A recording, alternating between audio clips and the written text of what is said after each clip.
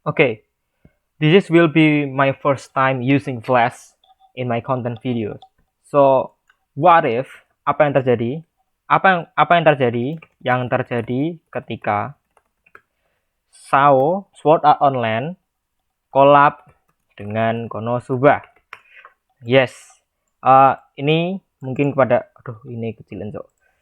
1 3 6 6 7 6 8. Oke. Gedean ya. Break. Sit. Bro. Nah, apa yang terjadi ketika Sword Art Online collab dengan Konosuba? Ini akan jadi konten yang pertama kalinya saya pakai Flash, dimana saya bisa mendeskripsikan dengan leluasa penggabungan antara anime legend ini bila misalnya ini saya kan bisa kita pengandai-andai gede banget tuh, pengandai-andai bila kedua anime ini digabung mulai dari sisi cerita di mana ini yang pasti akan jadi lakon utama, ini akan jadi lakon utama menggantikan si Kirito yang pasti, dan yang pasti nanti banyak sekali alur cerita yang kita bayangkan. Jadi saya memilih untuk mengisi konten, maksudnya mengisi channel saya dengan mengeluarkan isi imajinasi liar yang biasanya terjadi. Oke, lanjut langsung next. Pertama, yang pasti main karakter akan berubah, dimana Konosuba, yakni Kazuma or Lord Kazuma akan menjadi main karakter in this arc. Maksudnya tuh jadi karakter utama gitu loh, karakter utama. Saya tak kate. Ups. Wait. What? No, gak gue iki. Oke, jadi dia akan jadi karakter utama, jadi lakon lah katakanlah. Jadi lakon. Kazuma akan jadi lakon, dan yang pasti si Kirito. Oleh. Lakon iki, lakon main utama kok, tamu. Yang konon belakangan ini. Lali rata. Bro. Lali kata iku instansi objek. Ini akan menjadi lakon utama, dan yang pasti yo. Break. Ini sama si Kazuma. Saya break apa? Enggak ada. Nggak pakai ini, bos.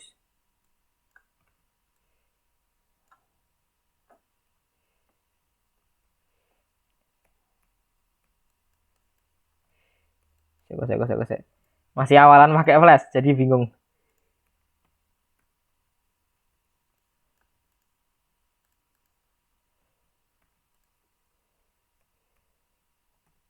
Ini cara ngangkat, bicara ngangkat. Nah, ya apa ini caranya?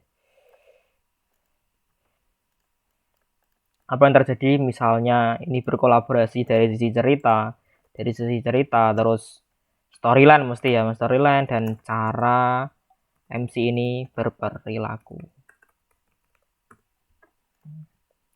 Ini gambar ganti putih baik.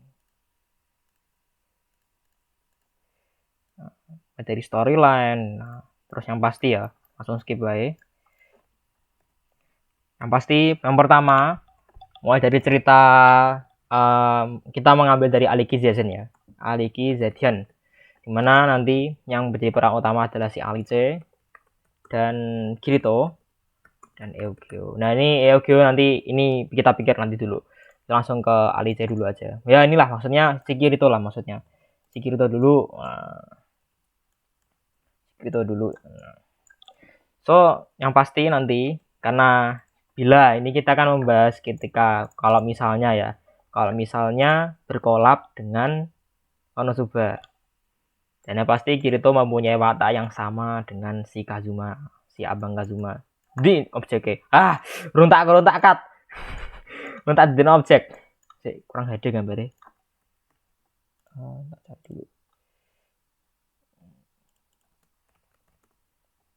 Ya jadi intinya Kazuma akan collab, maksudnya yo misalnya lah ini aku bayangno nek misalnya Kazuma dadi lakon ning gone Aliki Zezen oleh jadi akan dan pasti sifatnya ya nih gender equality, gender equality mungkin pasti melekat di sisi Kazumanya. Dan yang pasti ketika ada suatu konflik, yakni kalian tahu di serial anime SAO tersebut pasti ada yang namanya konflik yakni ini loh, administrator. Oke. Lah, tipe terus. Oke lah. Salin. Oh, nice. Nah, ini pasti akan ya yang banyak terjadi. Jadi ketika Kazuma tipikalnya kan bodo amat ya. Maksudnya tuh gak koyok ora se caring seperti Kang Kirito ini. Jadi dia pasti akan milih apa ya? Milih iki lah. Gak mungkin dia apa jenenge sampai susah-susah ngorbanin apa nyawa sampai sebandingkah. Jadi lagi ceritanya ketika kalian masuk ke dalam game, kalian pasti rasa sakit kan mesti nyata kan. Oke. So aku gak bisa bayangin ketika SAO berkolaborasi, maksudnya tuh ceritanya misalnya ya Kazuma jadi lakon di SAO. Dimana ceritanya tuh langsung belak-belakan, nggak ada yang namanya pedang dadakan atau kekuatan dadakan langsung tiba-tiba ketika ada apa-apa langsung tiba-tiba OP. Jadi ketika suasana yang terhimpit tahu-tahu overpowered. Berbeda ketika di dalam ini kan kalau dalam lingkup SAO ya penulisnya mesti ya paham lah. Nah, tapi kalau dalam alhamdulillah dalam lingkupnya Konosuba semuanya realistis. Ya ini menurut pandangan saya ya. Menurut saya semuanya realistis di mana kabeh yo kabeh manual terus ibaratnya awal respon si Kazuma waktu awal respon waktu awal respawn di Isekai dia hanya berbekal si Dewi tadi siapa namanya Aqua lah katakanlah gitu. Nah, mana dia menjalani kehidupannya sebagai katakanlah sebagai kuli atau ya sangat terkaos banget. Berbeda ketika kalian menonton Sword Art Online, berbeda ketika kalian nonton Sword Art Online di mana si Kirito ketahu-tahu kita udah ibaratnya dalam suasana yang singkat, maksudnya dalam waktu yang singkat si Kirito udah punya Dark Repulsor, maksudnya si Kirito punya dual wielding, udah bisa berarti cukup OP lah, dia bisa menggunakan dua pedang. Nah ini sangat best banget, maksudnya ya untuk di ceritanya ini sangat OP banget. Nah, walaupun si Kazuma itu ditawari untuk dapat pedang atau ditawari si Kazuma si Kazuma ditawari untuk apa jenenge apa si Kazuma ditawari misalnya mau senjata apa atau semisal mau ya katakanlah kan sebelum terjun ke isekai kan ditanyain mau pakai senjata apa yang sangat OP, tapi karena dia milih si Aqua mana kabarnya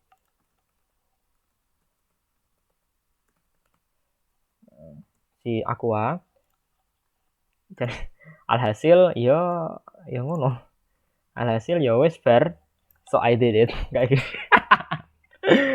So alhasil sangat ceritanya jadi epic di mana si Kazuma memulai dari awal nggak se-enjoy atau sebagus cerita di isekai lainnya di mana mereka punya kekuatan yang OP atau katakanlah punya senjata yang sangar lah atau the best lah pokoknya lah katakanlah itu biasanya tuh ciri-ciri cerita isekai di mana pastiku ada plot armor itu apa plot armor ya katakanlah semacam kayak penulis itu melindungi lakon atau karakter utama singkat cerita gitu biasanya gitu sih soalnya aku nulis novel juga gitu kadang tuh eman kalau misalnya lakon itu tahu-tahu dibunuh beda kalau penulis manga atau yang novel yang suka bunuh karakter ya dia punya banyak sekali karakter cadangan yang emang alus ceritanya emang kayak gitu tapi kalau sebagian besar itu plot armor jadi misalnya pasti ada sebuah cerita yang lakonnya itu katakanlah sangat dark lah, nggak dark, maksudnya tuh underrated, yang nggak begitu, yang nggak begitu sangar, maksudnya nggak begitu sangar dan benar-benar retat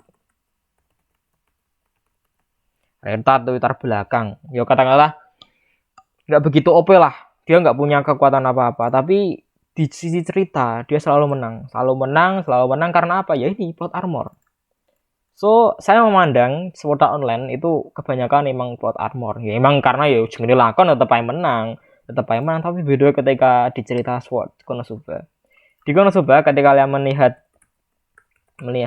apa jenenge sing iku lho, serial ya katakanlah sing ovane lah, yang mana oke banget, situasi yang nggak begitu terkira, maksudnya ku kayak nggak bener-bener nggak menyangka kalau misalnya endingnya seperti itu.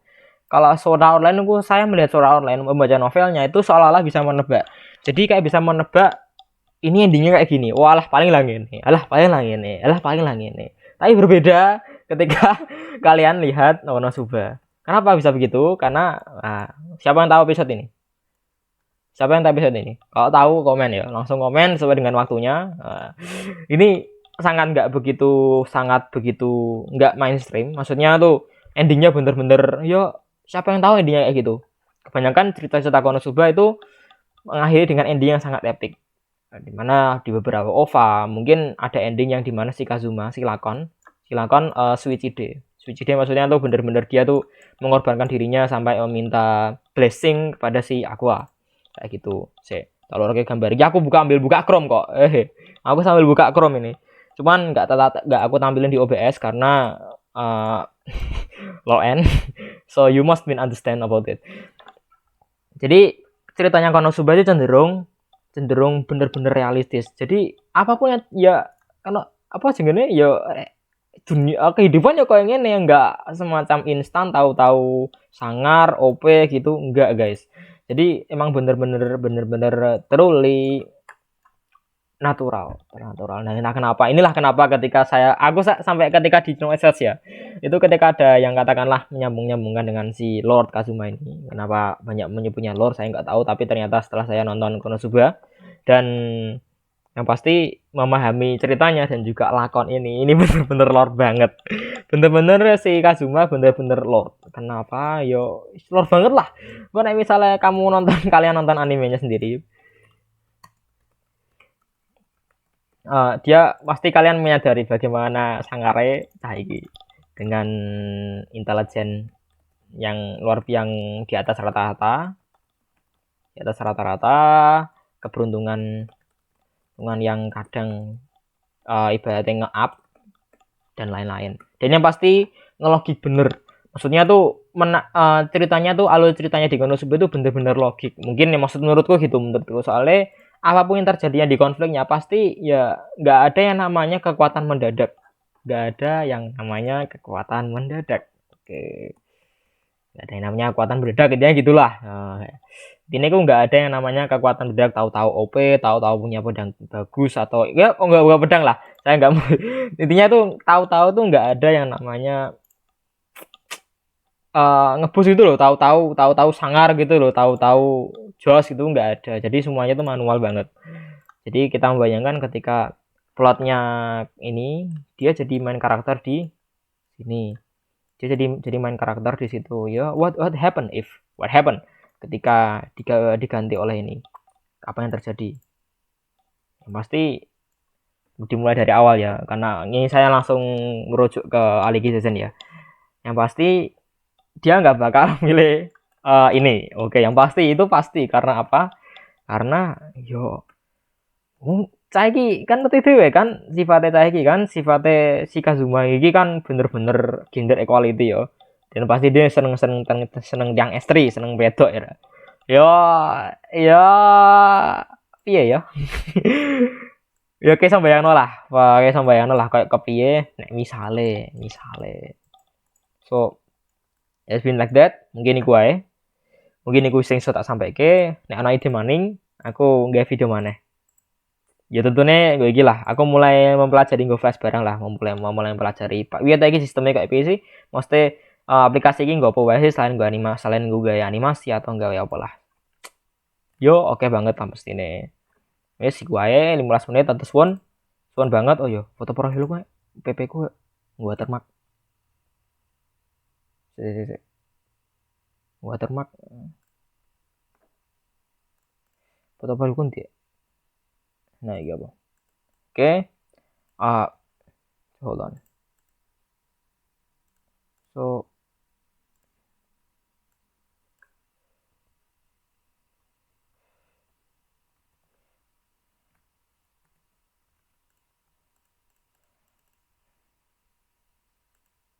ini itu caranya ya gitu.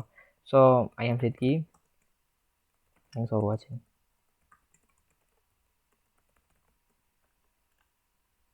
kabar hilang.